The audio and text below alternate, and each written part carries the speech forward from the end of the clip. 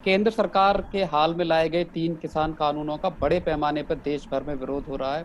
हम खास तौर पे पंजाब और हरियाणा में इन कानूनों को लेके आंदोलनों को होता हुआ देख रहे हैं। इस मसले पे बात करने के लिए आज हमारे साथ क्रांतिकारी किसान यूनियन के प्रेसिडेंट और पंजाब में 31 किसान संगठनों के संयोजक डॉक्टर दर्शन पाल सिंह मौजूद हैं। उनसे हम जानेंगे कि इस पूरे मसले में विरोध क्यों है और इनका किसानों पर, इन कानूनों का किसानों पर खास तौर पर क्या असर होगा। सर, आपका बहुत बहुत स्वागत है। पंजाब के संगठनों की जहाँ तक बात करें या पूरे देश के संगठनों की बात करें, तो ये कानून में जो सबसे ज़्यादा खतरनाक बात आई, मतलब इन्होंने क्या है कि किसानों ने बहुत संघर्ष के बाद या बहुत एक इवन अपने देश की ज़रूरतों के चलते हुए भी हमारे देश में किसानों को एक मिनिमम सपोर्ट प्राइस, न्यूनतम समर्थन मूल्य जिसको बोलते हैं, वो एक सहूलत मिली हुई थी या मिली हुई है अभी भी, जिसका मतलब ये था कि मैं जिस भी फसल के ऊपर वो मिलता है, इसका मतलब ये है कि मैं उसको उस न्यूनतम समर्थन मूल्य में बेच सकता हूँ। पर फॉर एग्जांपल पैडी एंड ये गेहूं की अगर बात करें तो हम उसे बेचते हैं पंजाब में। एक दूसरा था कि इसके लिए क्योंकि सरकार को अनाज खरीद के देश का जो भूखमरी था, देश में जो अकाल पड़ते थे, उसको ठीक करना था, इसलिए सरकार ने अलग अलग जगह में प्रांतीय कुछ मंडी के कानून बने हुए थे जिसको एपीएमसी बोलते हैं। तो एपीएमसी जो कानून है वो हर राज्य सरकार ने बनाए हुए थे। उसके अनुसार मंडियों में उस फसल की खरीद जो है वो 100% उसकी गारंटी थी, जिसका न्यूनतम समर्थन मूल्य मिलता था। तो सरकार ने इन दोनों कानूनों को ख़त्म करने की कोशिश की है। तीसरा है जो जिसको बोलते हम ज़ख़ीरेबाजी बोलिए या स्टोर करना की बोलिए, एसेंशियल कमोडिटीज़ जो एक्ट है, एसेंशियल कमोडिटीज़ का जो एक्ट था, तो उसमें भी सरकार ने बहुत सारी पेरिशेबल गुड्स जो हैं, अनाज है, वो ले आए हैं कि अभी कोई भी व्यापारी इन चीज़ों को जितना चाहे स्टोर कर सकता है। तो बल्कि स्टोर तो क्योंकि किसान के पास तो स्टोर करने के लिए जगह ही नहीं होती, गोडाउन ही नहीं होते, तो किसान कैसे स्टोर करेगा? वो व्यापारी खरीदेगा, किसान उसे स्टोर करेगा। जैसे ही स्केर्सिटी आएगी बाज़ार में तो उसको बल्कि ज़्यादा कीमत पर बेचेगा। तो ये जो 3 ऑर्डिनेंस पहले जारी किए, जिस तरह से ऑर्डिनेंस जिस समय आए कोविड के लॉकडाउन में, एक तो सरकार ने ये बहुत गलत काम किया कि जब लोग घरों में बंद थे तब ये ऑर्डिनेंसेस लाए। और दूसरा ये है कि इन ऑर्डिनेंसेस के बारे में कोई भी किसान, देश के किसी भी एक किसान संगठन से बात नहीं की। यहाँ तक हमको लगता है कि इन्होंने जो भारतीय किसान, इनका अपना संघ है बीजेपी का, उससे भी शायद बात नहीं की, क्योंकि वो लोग, उन लोगों का भी बहुत सारे ऐसे खबर आती है अखबारों में कि इनको ठीक कर लेना चाहिए। तो हमारा ये मानना है कि देश में एकदम लोगों की जो एक मजबूरी है उसमें बंद थे, कोई डेमोक्रेटिक प्रोसेस नहीं लिया गया, और ख़ास करके उस समय सबसे क्लाइमेक्स आया जब इसको हमने राज्यसभा में देखा कि किस तरह इनको पास किया गया। यानी बोलने नहीं दिया गया, बोलने के फिर उन लोगों को जलील किया गया पूरे, फिर वो ध्वनि मत से पास कर दिया गया। तो ये जो हुआ है, ये 3 ऑर्डिनेंसेस को बिल बनाना, फिर एक्ट बनाना राष्ट्रपति जी के द्वारा साइन करके, ये इतना हड़बड़ी में और जल्दी में किया गया है, जिसका हमें 100% हम श्योर हैं इससे कि ये कॉरपोरेट हाउसेज और WTO के प्रेशर के नीचे केंद्र सरकार ने किया है, जिसको हमारे किसानों को ये जो एक जिसको हम मृग तृष्णा बोलते हैं कि वो जाके दूर बेच देगा, वो महंगा बेच देगा, उनको बिचौलियों से आज़ाद कर दिया गया है, ये सब फालतू की बातें हैं। अल्टीमेटली किसान जो है मंडी और कॉरपोरेट हाउसेस के 2 जवाड़े जो हैं उसमें आ जाएगा और उसको कोई इसका बेनिफिट नहीं मिलेगा। ये जो कानून है ये किसानों को पे किस तरह से असर डालेंगे, एक चीज़, और दूसरा, क्या इन कानूनों को लाने से पहले सरकार ने कोई रायशुमारी की किसान संगठनों से या विपक्षी पार्टियों से आप लोग थे जैसे, तो क्या आप लोगों से कोई राय मशवरा हुआ इन कानूनों को लाने से पहले? नहीं, मैं ये पहले बोल चुका हूँ कि जी, राय मशवरा किसी से नहीं किया। जी, इवन जो देश की बड़ी बड़ी पार्टीज़ हैं, दल हैं, किसी से बात नहीं की। किसान संगठनों से नहीं की। किसान संगठन तो देश में मजबूत संगठन है, साउथ में भी हैं, नॉर्थ में है, ईस्ट में है, वेस्ट में है। ऑल इंडिया, पैन इंडिया जिनका लेवल है वो भी हैं, और छोटे भी हैं, कुछ प्रांत में है, कुछ 4 प्रांतों में है। तो इन हंड्रेड्स ऑफ ऑर्गेनाइजेशन को इग्नोर करके इन बिलों को लाया गया, इन ऑर्डिनेशन को लाया गया। मैं जब पहले बोला हूँ कि ये लोगों की एक तरह की मजबूरी, जो लॉकडाउन में थे लोग कोविड-19 के चलते हुए, उसका फ़ायदा उठाया है।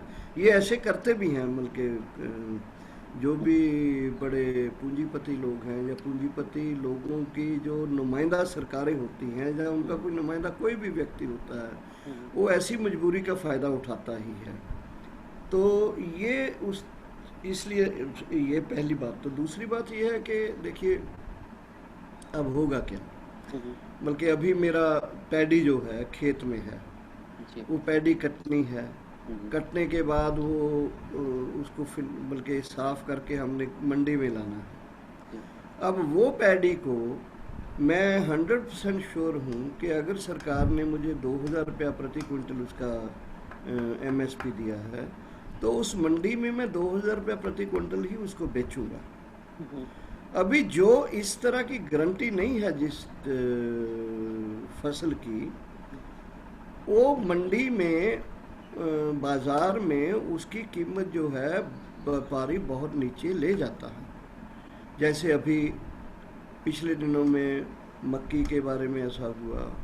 अभी जो हमारी सुपर फाइन क्वालिटी की बासमती आ रही है, पूसा 1509, वो पिछले साल 2600 2700 प्रति क्विंटल बिकी थी। अभी 1600 1700 रुपये बिक रही है। सिमिलरली सोयाबीन, सॉरी, सनफ्लावर बहुत नीचे बिका है पंजाब में। तो हमारा ये मानना है कि मंदसौर में 3 साल पहले जो किसान मारे गए थे पुलिस की गोली से, उसका कारण भी यही था कि जी, उनको गेहूं का कीमत नहीं मिल रहा था। तो हमारा ये मानना है कि उसको प्राइस भी ठीक नहीं मिलेगा। अभी इमीडिएटली क्या करेंगे, इमीडिएटली ये मंडी में जो इनको थोड़ा खर्चा पड़ता है व्यापारियों को, वो खर्चा किसानों को ज़्यादा दे देंगे, उससे कुछ हिस्सा दे देंगे। कुछ हिस्सा देने के बाद बोलेंगे देखिए हम MSP से ज़्यादा आपको प्रति क्विंटल दे रहे हैं, लेकिन साल 2 साल 3 साल के बाद वो हाथ पीछे खींच लेंगे। फिर 100% मार्केट फोर्सेज जो है वो डिटरमिन करेंगी, उसमें फिर सरकार पीछे हट जाएगी कि हम क्या करें। अब मंडी में ये रेट बिकता है, हम व्यापार बल्कि आपका फसल ज़्यादा है, उसकी खपत कम है। और खपत ऐसे भी हमारा ये है कि बोलता हूँ मैं कि ये जो PDS है, जो पब्लिक जी, डिस्ट्रीब्यूशन सिस्टम है, जी, सरकार इससे भी हाथ खींचेगी। अगर पब्लिक डिस्ट्रीब्यूशन सिस्टम नहीं रहेगा तो खपत नहीं रहेगी, खपत नहीं रहेगी तो स्टॉक्स बढ़ जाएंगे, स्टॉक्स बढ़ेंगे तो फसल जो है मार्केट में कम दाम उसका में। रेट कम हो जाएगा। तो आप लोग क्या मांग कर रहे हैं कि MSP को एक गारंटी बनाए सरकार, एक अलग से कानून ला के, जैसे ज्यादातर विपक्षी पार्टियां और संगठन कह रहे हैं कि MSP को एक गारंटी बनाए सरकार। आप लोगों की मुख्य मांग क्या है? क्या इससे प्राइस देखिए, स्टेबलाइजेशन मैं आएगा? जी, मैं हाँ, मैं ना जो 256 संगठनों का मोर्चा बना है, जी, ऑल इंडिया ऑल इंडिया किसान संघर्ष कोऑर्डिनेशन कमेटी, जी, जिसमें ये योगेंद्र यादव भी है, मेधा जी, भी है, VM सिंह है, और जी, बड़े बड़े संगठन हैं सब। जी, उसका मैं जो सेंट्रल वर्किंग ग्रुप है उसका मेंबर हूँ। ठीक है, मैं आपको ये बता दूं, आपके मीडिया के माध्यम से मैं बताना चाहता हूँ जनता को और लोगों को, कि हमने आज से 2-2.5 साल पहले, जब BJP की पहले सरकार थी, हम्म, उसमें हमने 2 कानून उनको ड्राफ्ट करके दिए थे। जी, एक कानून था MSP की गारंटी करने वाला, हम्म, और दूसरा था कि ये जो इंडेप्टेडनेस है, हम्म, इसकी क्या पॉलिसी होना चाहिए, इसका भी एक कानून बनना चाहिए। हम्म, तो ये दोनों दोनों कानून से जो आप पूछ रहे हो, जी, उसमें हमारा ये कहना है कि उसकी कानूनी गारंटी होनी ही चाहिए। एक CACP है अभी जो देश का, हम्म, commission for agriculture cost and prices, हुँ, हुँ। वो जो है वो स्टैट्यूटरी बॉडी नहीं है, रिकमेंडेटरी बॉडी है। तो हमारा मांग ये था कि एक कानून बन जाए और उसमें कॉस्ट के ऊपर C2 के ऊपर जो प्रॉफिट 50% दे के जो MSP डिटरमिन हो जाए। पहले तो C2 के बारे में हमारा यह है कि C2 प्रॉपरली कैलकुलेट होना चाहिए और उसके ऊपर 50% होकर कॉस्ट होना चाहिए। That is what the MSP we demand, and we demand that MSP should be statutory for the system, जिसमें किसान को अगर नहीं मिलता है तो किसान कोर्ट में उसको क्रिमिनल केस कर पाए उसके ऊपर। लेकिन गवर्नमेंट लगातार ये बोल रही है, खुद पीएम भी बोल रहे हैं कि किसानों को गुमराह कर रहे हैं विपक्षी पार्टियां और जो संगठन हैं, और हम तो बिचौलियों को बीच से हटा रहे हैं। आप कैसे देखते हैं उनके इन दावों नहीं, को? इसके दो पार्ट हैं। एक तो पार्ट ये जो बोलते हैं किसानों को विपक्षी पार्टियां गुमराह कर रही हैं, हमको जी, ये बताओ, हम पंजाब में जानते हैं, हरियाणा जानते हैं।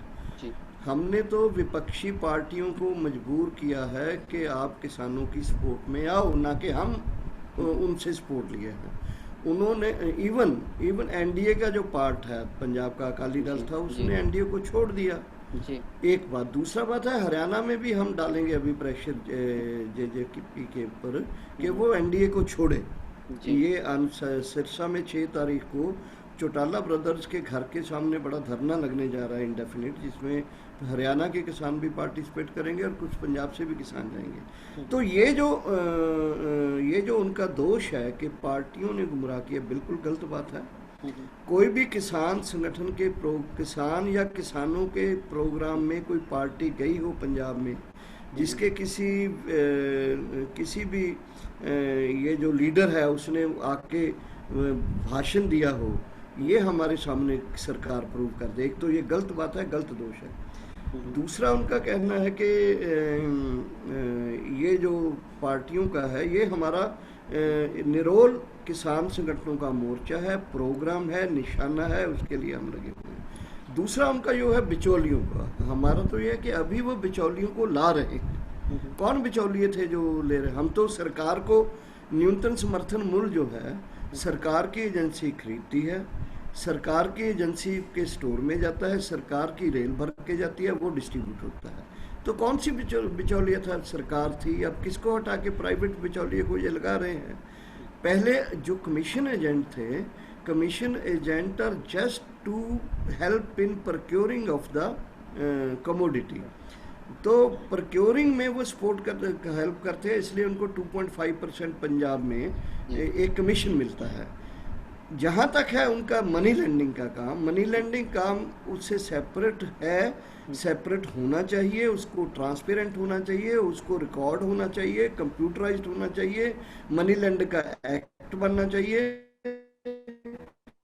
और जो भी कर्ज पहले किसानों के ऊपर है उसको एकदम स्क्रैप करने के लिए सरकार की तरफ से पॉलिसी आना चाहिए। सो उनको मनी लेंडर्स को बिचौलिया बोलना गलत बात है। They are the money lender. There should be a policy of the money lender.